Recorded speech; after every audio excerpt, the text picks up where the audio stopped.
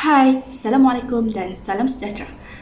Terima kasih kerana menonton Buletin Utama UPSI pada waktu ini. Nama saya Nur Syafiqah binti Abdul Syukur di 200-109-2875. Tajuk utama hari ini adalah musibah banjir. Baru-baru ini, negara telah digemparkan dengan musibah banjir yang melanda 6 buah negeri di Malaysia. Antara negeri yang terjejas adalah Kelantan, Perak, Johor, Pahang, Terengganu dan Selangor.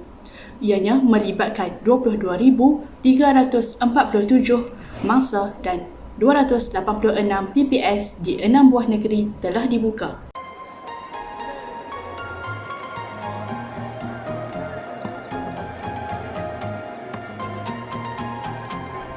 Oleh itu, apakah punca-punca yang mengakibatkan kejadian banjir ini berlaku?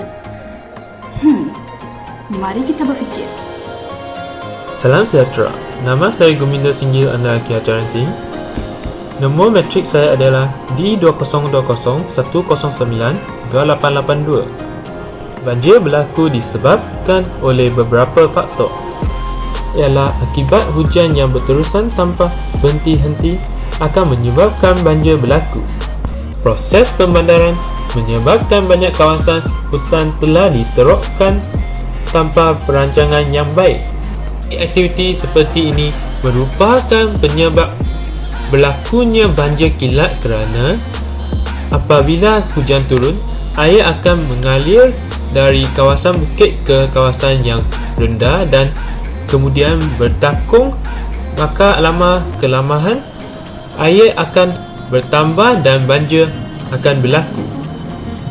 Masalah banjir kilat yang sering melanda bandar pula adalah disebabkan longkang yang dibina terlalu kecil dan cetek serta sering tersumbat dengan sampah sarap yang dibuang oleh manusia ke dalamnya.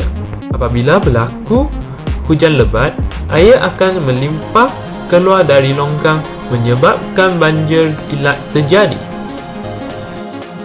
Sistem pembaratan juga menjadi punca banjir. Sistem pembaratan yang tidak terurus akan menjadi sumbat serta paritnya semakin mengecil akibat oleh timbunan daun, sampah serta dahan-dahan pokok. Selain itu, parit yang lama ditinggalkan, timbunan akan menjadi semakin tebal menyebabkan parit tersebut tidak dapat mengalirkan air dengan banyak.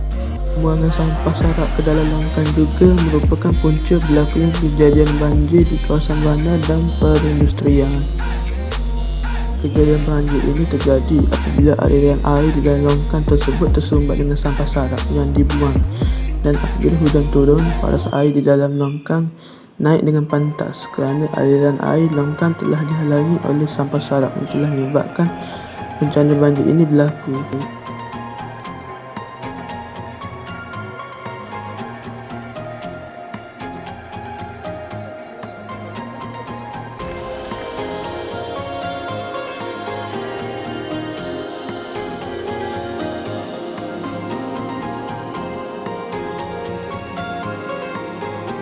Penempatan baharu dibuka tanpa penilaian yang menyeluruh terhadap alam sekitar baik di bandar maupun di kawasan terpencil.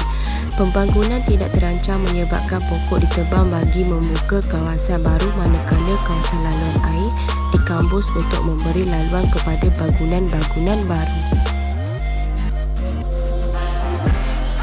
Justeru apabila hujan lebat berlaku tanpa saluran air ini, maka berlakulah banjir. Pembangunan yang pesat telah menyebabkan banyak kawasan bandar berkembang untuk memenuhi kehendak kehidupan penduduk setempat dan demi tercapainya maklumat negara sebuah negara perindustrian baru. Pembangunan yang disebutkan merangkumi pembangunan perumahan, perindustrian dan pembinaan infrastruktur. Bagaimanapun, kesan daripada pembangunan telah menjadi salah satu punca major yang mengakibatkan berlakunya banjir. Assalamualaikum Dahan, nama saya Muhammad Amin Syazwan bin Muhammad Nur. Saya merupakan pelajar program rangka bentuk animasi dari Fakulti Seni Komputeran dan Industri Kreatif. Saya akan menerangkan salah satu punca kenapa berlakunya banjir di negara ini. Pembalakan secara haram dan secara tidak terkawal merupakan salah satu punca berlakunya banjir. Hal ini disebabkan kerana hutan banyak memainkan peranan penting dalam ekosistem dunia ini. Apabila berlakunya hujan lebat, hutan berfungsi sebagai span semula jadi dengan menyerap air hujan. Dengan adanya struktur akar yang banyak menutup permukaan tanah daripada hakisan hujan, menadah serta menyimpan limpahan air hujan. Tambahan pula, pembalakan juga mengakibatkan tanah runtuh dan secara tidak langsung menyebabkan berlakunya banjir lumpur yang memberikan kesan kepada persekitaran. Ekoran daripada masalah banjir ini, langkah-langkah yang efisien perlu digarap dan juga diaplikasikan seperti Baiklah, bagi pendapat saya, penambahbaikan saliran dan pembaikan paip di kawasan yang banjir perlu dipertingkatkan. Pihak berkuasa perlulah melakukan pemantauan secara berkala. Oleh itu, pemantauan ini dapat membantu masyarakat terhindar daripada bencana alam seperti banjir. Ini dapat menjaga kesejahteraan rakyat. Oleh itu, pihak berkuasa seperti kerajaan dan seangkatan dengannya perlulah turun padang dalam mengatasi masalah ini.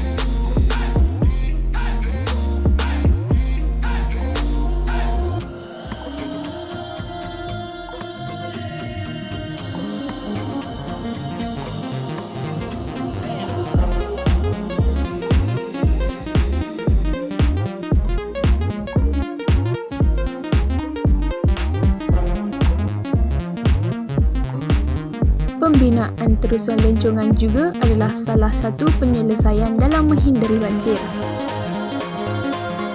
Banjir boleh dikawal dengan mengalihkan lebihan air ke terusan yang dibina khas atau saliran banjir yang seterusnya mengalirkan air kepada kolam takungan sementara atau takungan air lain yang mana terdapat risiko yang lebih rendah atau kesan banjir yang kurang. Contoh-contoh alur banjir termasuk alur banjir Sungai Merah yang melindungi kota Winnipeg, Kanada dan alur banjir Manggahan yang melindungi kota Manila dari Filipina. kaedah yang terakhir untuk mengelakkan musibah banjir adalah mengamalkan kaedah pertanian yang sistematik dan tidak menjejaskan kualiti alam sekitar. Antara amalan pertanian yang berkesan untuk mengurangkan risiko banjir adalah tanaman bergilir, tanaman berteres, tanaman berjalur dan membajak kontur. Hal ini terbukti apabila Indonesia mengamalkan tanaman berteres menerusi penanaman padi di padi. Jelaslah di sini bahawa implikasi daripada kejadian banjir sememangnya membawa kemusnahan dan kerugian yang besar. Kesimpulannya, semua pihak perlu bekerjasama bagi menjamin kualiti hidup, seterusnya menjadi pemangkin ke arah kelestarian alam sekitar. Ibarat kata pepatah, berat sama dipikul, ringan sama dijinjing. #kita jaga kita. Bye.